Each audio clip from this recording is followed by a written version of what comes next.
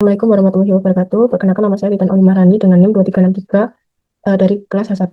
Di kesempatan kali ini saya akan menjelaskan alur pemeriksaan spesifik data konkret PMK 15 dan RSE pemeriksaan. Untuk tahap pertama itu Kepala UP2 menetapkan nomor kasus pemeriksaan, kemudian menunjuk supervisor dan mengajukan permintaan audit program sebagai dasar pelaksanaan pemeriksaan. Kemudian langkah selanjutnya adalah profiling wajib pajak.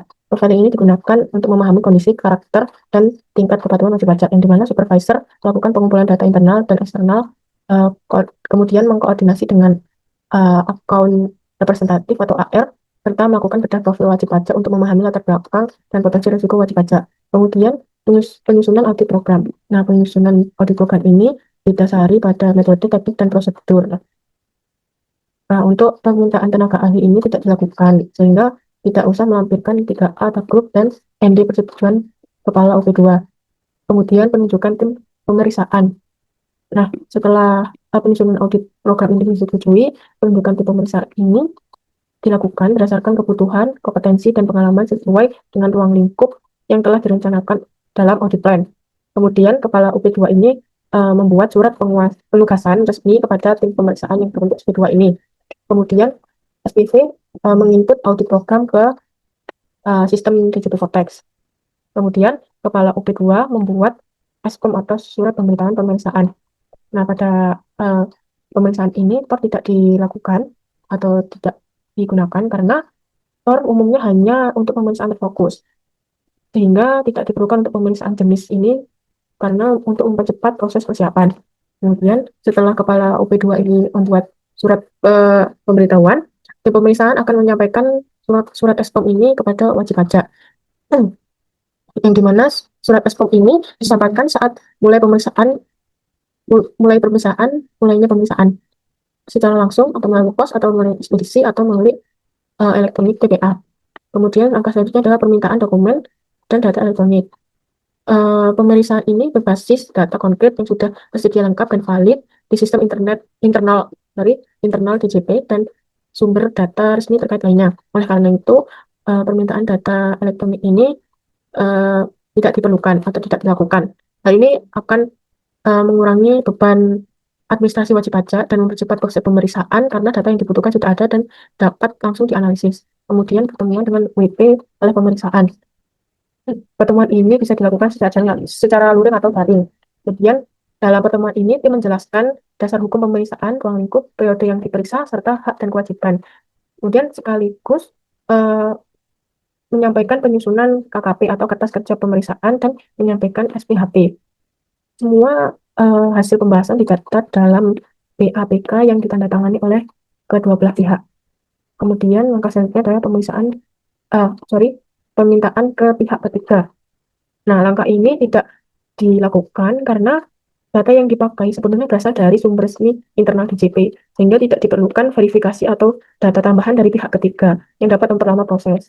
Kemudian langkah selanjutnya adalah pemeriksaan di tempat WP. Nah, ini juga tidak dilakukan karena pemeriksaan lapangan atau kunjungan lapangan ke lokasi WP tidak dilakukan karena pemeriksaan didasarkan pada data elektronik konkret yang sudah tersedia di internal DJP.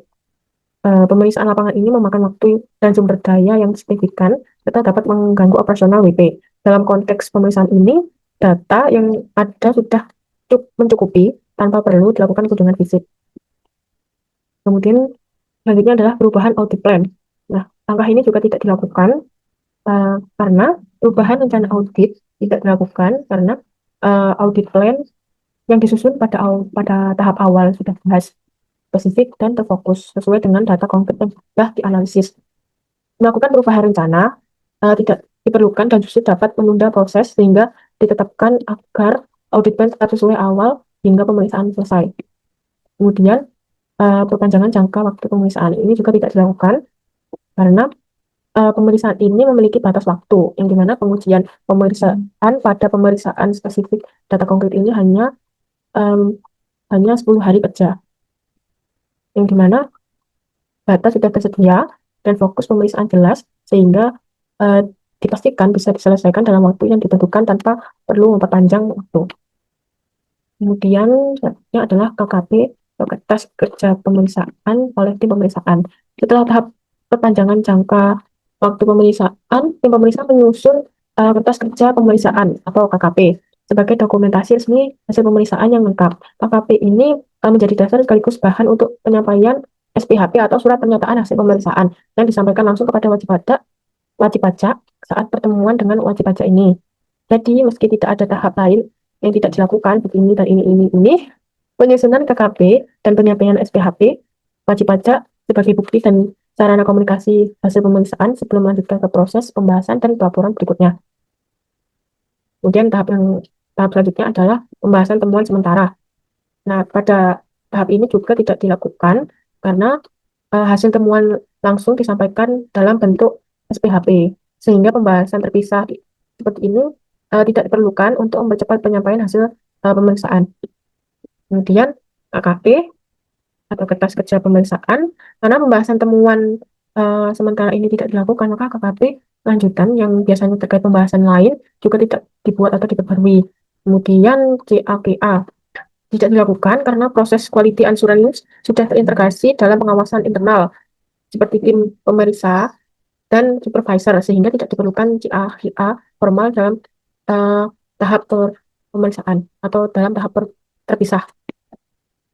Kemudian tahap selanjutnya adalah SPHP. Nah, SPHP ini disampaikan ke wajib pajak sebagai dokumen hasil pemeriksaan dengan batas tanggapan maksimal 5 hari sejak SPHP ini diterima. Kemudian undangan PAHP. Nah, tim pemeriksa mengundang PAHP ini untuk membahas hasil pemeriksaan.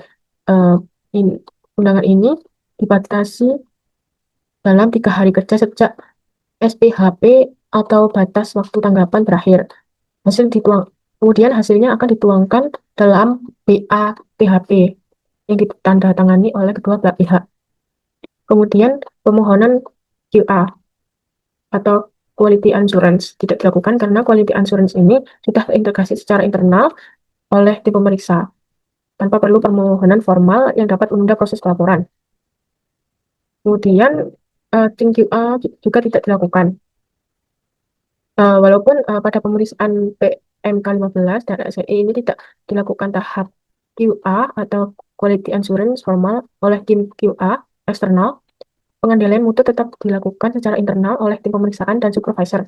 Setelah pembahasan dengan PAHP dan proses pengendalian internal selesai, tim pemeriksaan langsung menyusun penyerahan laporan hasil pemeriksaan atau LHP sebagai dokumen resmi hasil pemeriksaan. LHP ini menjadi dasar laporan akhir pemeriksaan dan tindak lanjut yang diperlukan. Cukup sekian penjelasan alur pemeriksaan spesifik data konkret dari saya. Jika ada salah kata atau kekeliruan dalam penjelasan, saya mohon maaf. Terima kasih. Assalamualaikum warahmatullahi wabarakatuh.